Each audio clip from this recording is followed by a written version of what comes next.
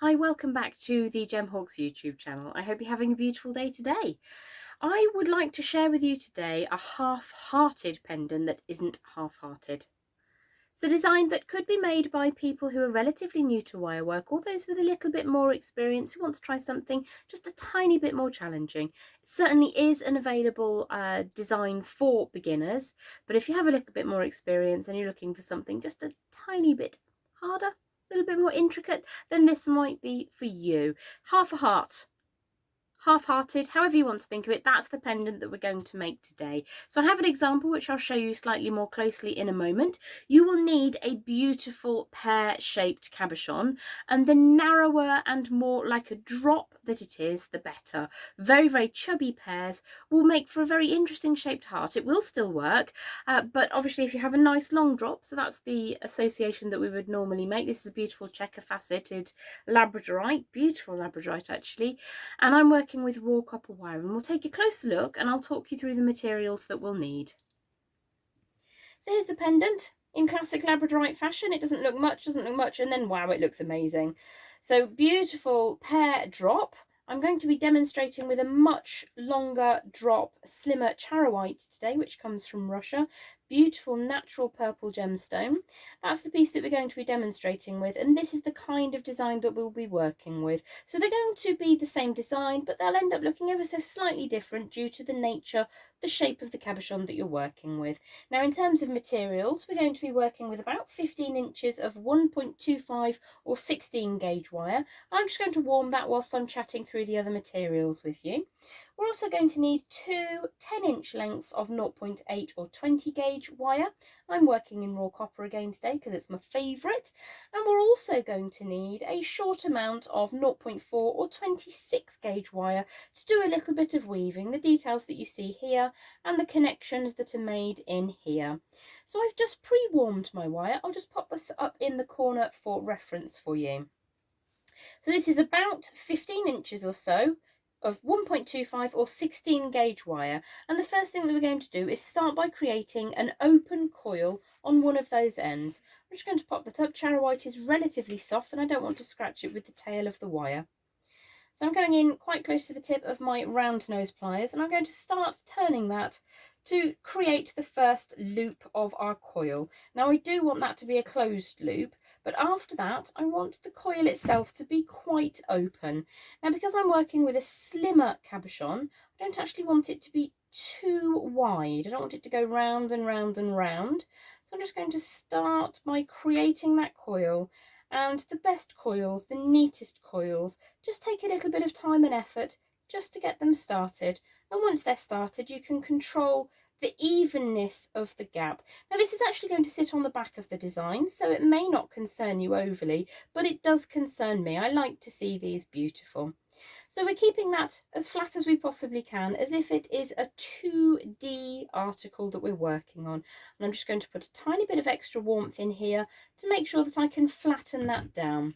Now we're working with our pear drop the other way up to how one would normally associate it. I actually love setting drop shapes or pears or teardrop cabs in this orientation. I think it's absolutely glorious, but we more frequently see them this way up. So I'm going to turn it cabochon face down, so dome face down, and what I want to do is to have my coil sitting around about 2/3 of the way up the gemstone, if we think of the tip as the base and the rounded end as the top.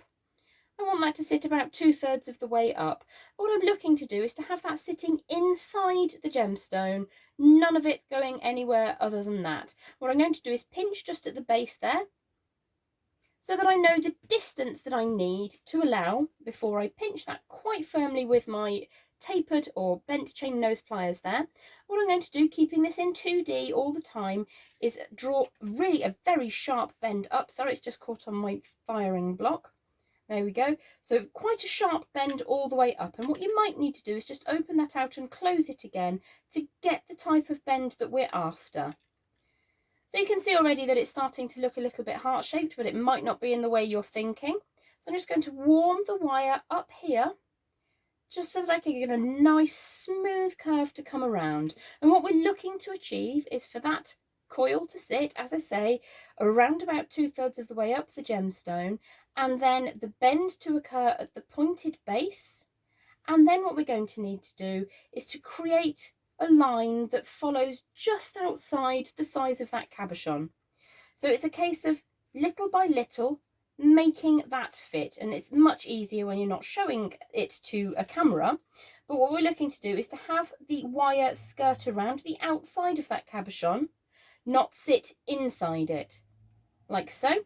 So we've got the bend down at the point there, and because, as I say, charoite is a slightly softer gemstone, what I don't want to do is bend it around the gem itself. So I'm making sure that my wire is nice and warm, and then I'm allowing that shape to form for me. So it's a lot of trial and error, getting that to sit down on top of the back of the cabochon and making the wire fit around the outside of the gem. So that's actually starting to look pretty good. So I'm going to grip that really firmly. Make sure, take one last check that that fits. And before I come back in with my bent chain nose pliers, what I'm going to do is put those side by side with the first bend that we made, but on that continuance of wire, draw that down ever so slightly, and then bring that up. It's a less sharp bend now, but still a bend indeed. So what I did with a piece that I'm working on, which I will move on to in a second, is I put a little bit of an extra shaping down at the bottom here. So the way I did that was by gripping that bend that we just made, opening it out slightly and closing it up again, like so. And then popping, using my hand to generate that shape on the other side, like so. And because we've warmed our wire, it's relatively relaxed. We can take a couple of bites of the cherry, so to speak. So I'm just going to offer the cabochon up inside. Yep, that fits beautifully, so I'm quite happy with that. Now, this is suitable for beginners to wire work, but you may find yourself trying to kind of go through it a little bit faster than you need to. So if you are newer to the art of wire work, maybe just take a step at a time. Just a second here to breathe and make sure that each part is perfect for you. So we'll put that down to the board and continue. So again, I'm quite happy with how that's coming together. So I'm just going to put my cab out of position for the moment. What I need to do is make sure that this all sits nice and flat, as if it's between two panes of glass. So you can make any little moderations that you need to. So I'm just going to tilt this around on its side slightly and put a little bit more warmth through the wire up here, because the next thing we're going to do is a little bit of wire magic. Now you can use a ring mandrel for this if you want, or you can just draw that around to reflect the first bend that we made. If you're warming your wire, even a relatively heavy wire like this 1.25 or 16 gauge, it will work for you. If you're a little bit nervous about doing that, then you can of course pop that into a mandrel to create that shape for you. You'll get the same net effect in the end. We're looking to just have those reasonably similar. Now, because it is by its very nature an asymmetric design, if those don't match up perfectly, it's not the end of the world at all. So let me just pop that back up into the corner for you there. The next thing we're going to do is take a right angle, well, an upright bend with the tail of wire that we're working here. So I'm going to come in with those bent chain nose pliers. It's difficult to show you in this orientation. Grab that with the bent chain nose pliers, and then we're pushing that tail up, like so, so that it forms a 12 o'clock kind of effect. Now, the sharper you can get that, the better. So I'm just going to very gently open that up, get in there with my bent chain nose pliers, and just give that a tiny bit of a wiggle until that sits at the angle that I prefer. You can, if you're gentle, give that a bit of a squeeze in that direction. That's also a really great way to pinch your fingers, so be careful. So again, just one last time before I start moving on, I'm checking that my cab sits beautifully over the surface. And that all seems to fit really quite nicely, so I'm quite happy with that. So the next thing that we would do is create quite a long drop for a neck, as it were, and then a very simplified bail. It's just a wrapped loop. So I'm just making sure that I'm happy with the straightness of the wire here before I pop in and come forwards at 90 degrees like so. And then I would need to use a round form. Now, you've seen me make a wrapped loop 1001 times before, so a round form to create a wrapped loop, and then draw the wire all the way around, wrapping as you go. to create this elongated drop bail. So this is what we've just created, and all I've done is added a wrapped loop. You're probably bored of seeing those, so I didn't want to demonstrate that for you today. Now you should have a little bit of wire left over, so I'm just going to trim away an excess from here. And what we want to do is give that a little bit of a quick warm through, and we're going to create a double-ended coil effect, or an S shape, but one end is going to be larger than the other. So if I just drop this into position, this is what we're looking to create next. So I'm going to start by creating, what you might like to do actually is just cut away using your flush cutters so that you're only working with the flattened ends of the wire. You're not working with the offcuts, as it were. So quite close to the end of the pliers there, round nose pliers again. I'm going to create just a very simple loop on one end, like so. Give that a bit of a squeeze. That might be a little bit on the large side, so you could just take that back a step and undo it a little bit.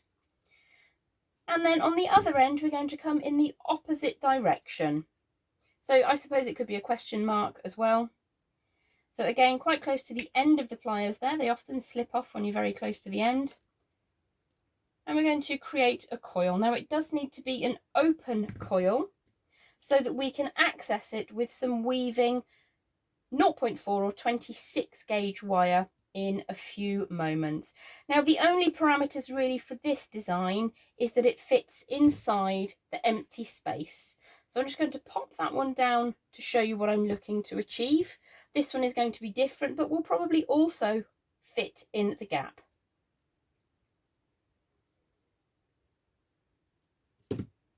So if I pop that one out for a second, this would also work. So it's really working with the offcuts that you have from this section of the design. And if you don't have any, I'm sure you've still got some extra 1.25 available.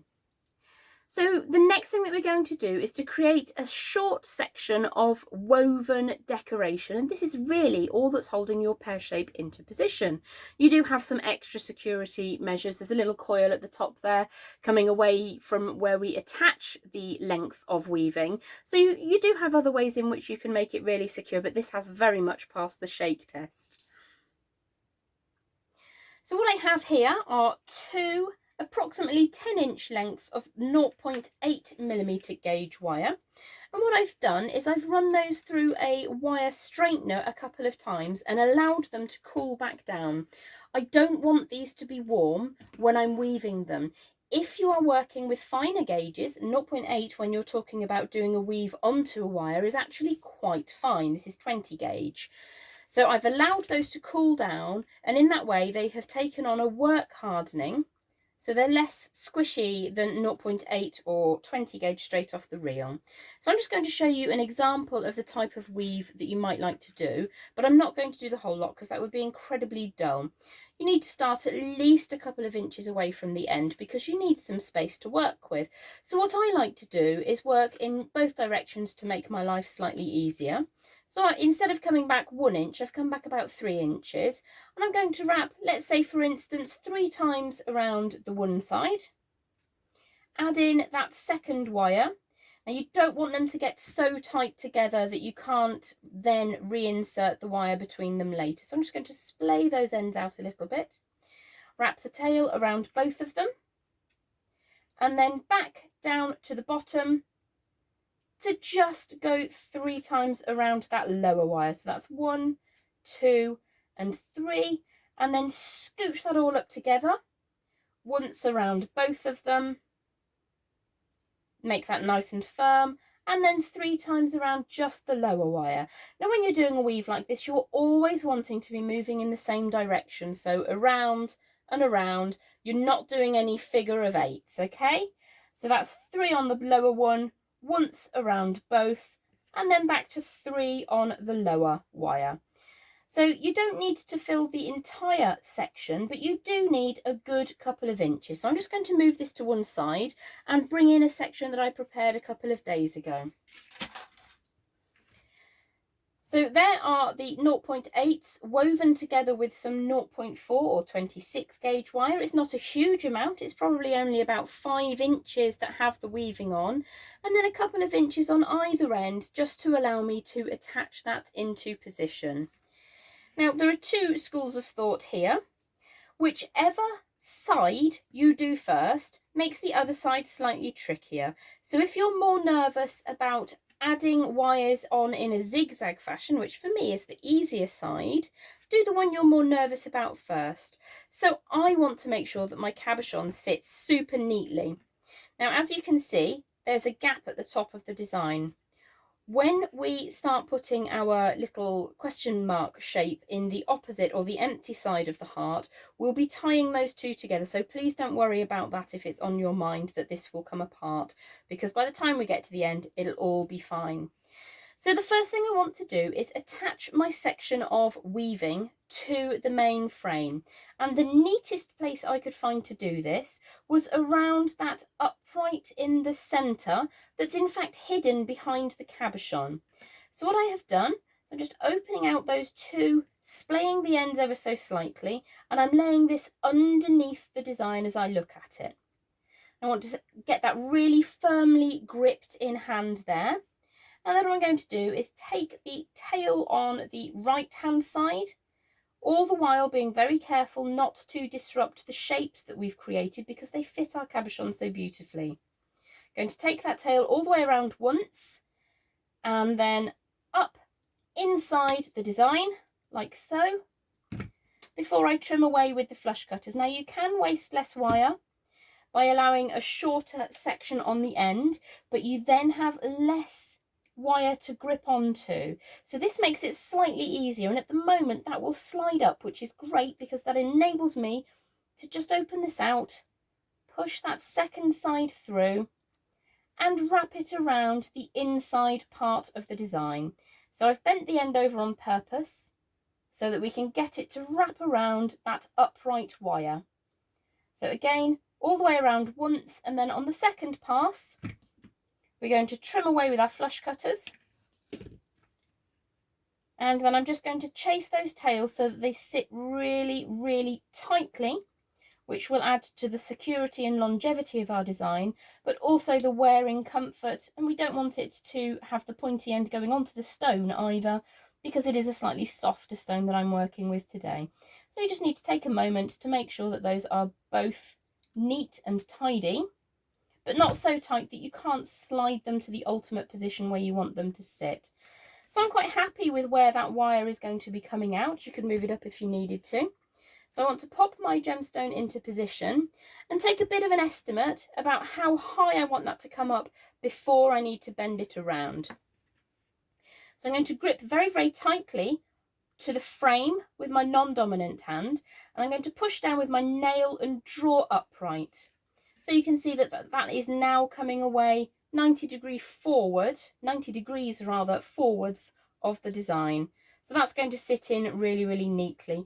And what we're going to do now is basically wrap around the gemstone. So you can just apply a little bit of warmth to your woven section. And I'm just going to warm it and curve it as I go, so that that sits around, and I'm pushing it inside the empty half, which is why I guess this side is easier to do first. So I'm going to push that all the way through. So we made a very firm bend here before we started warming the wire section, the woven section. I'm now going to slide that gemstone into position and see how that sits. I really like how that's sitting there. So what I'm going to do is press down. I want to do this just once in case I do mark the gemstone, so that that mark sits where we've covered it. So what I need to do now is come up on the back at a slight angle, like so, more than a slight angle actually. So I'm just going to pull that into position. I want that to come up a little bit further, so I'm just going to draw that up on the back.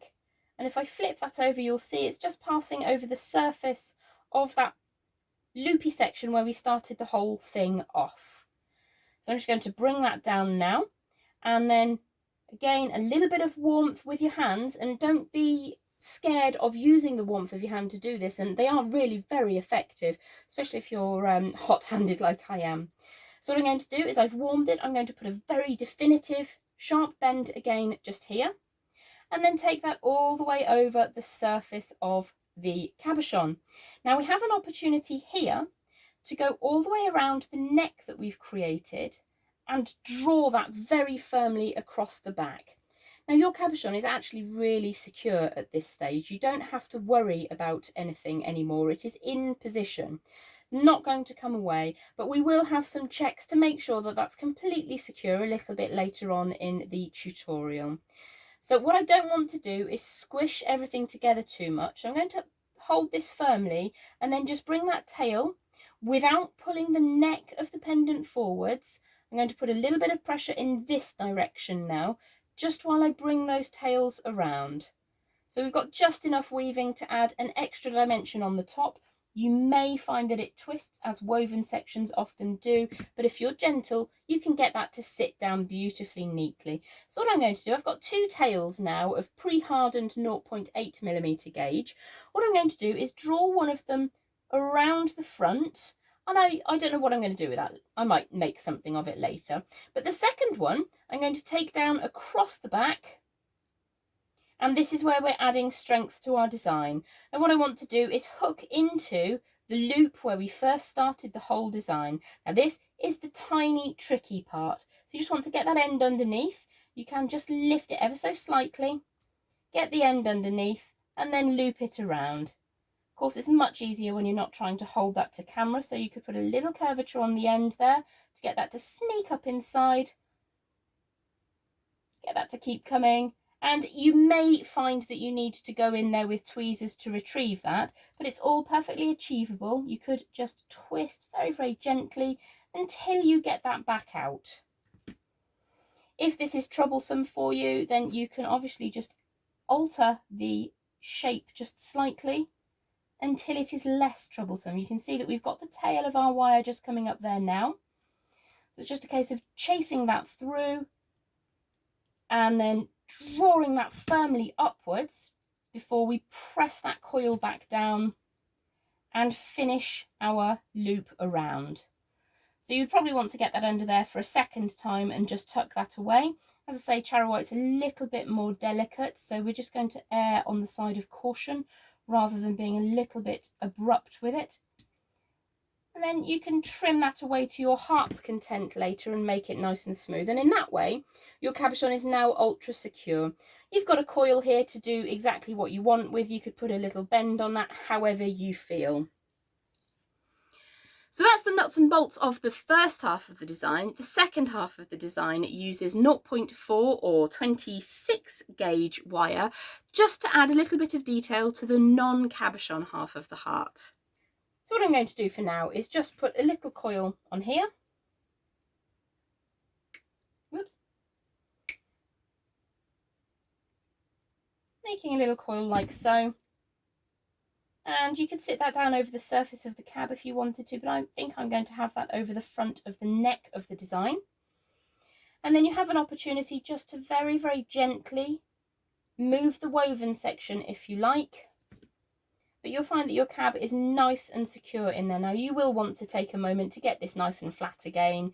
Obviously it's a little bit fiddly, so I'm not going to bore you with the details, but the finer points are there. So your cabochon is sat neatly. The next thing that we want to do is add in our coiled or our double coiled section just to add interest to the opposite side. So I need to grab hold of my 0.4mm gauge, which I've accidentally popped over here. And I'm just going to take off a length of around about 12 inches to work with today. And what's the easiest thing you can do is start halfway along your approximately 12 inches of 0.4 or 26 gauge. And we're just going to wrap that 3 times around the frame, just at the top of the lobe there. So I'm going to push up inside the frame like so and get a couple of wraps. It doesn't matter if you do it 2 or 3 times. The point is that you replicate that same number all the way around. So because I'm going to do a figure of 8 weave, I'm actually going to bring that up and over the top before I drop my piece into position. So this again, having a good pinch strength is handy. I actually have quite poorly wrists, arthritis and such.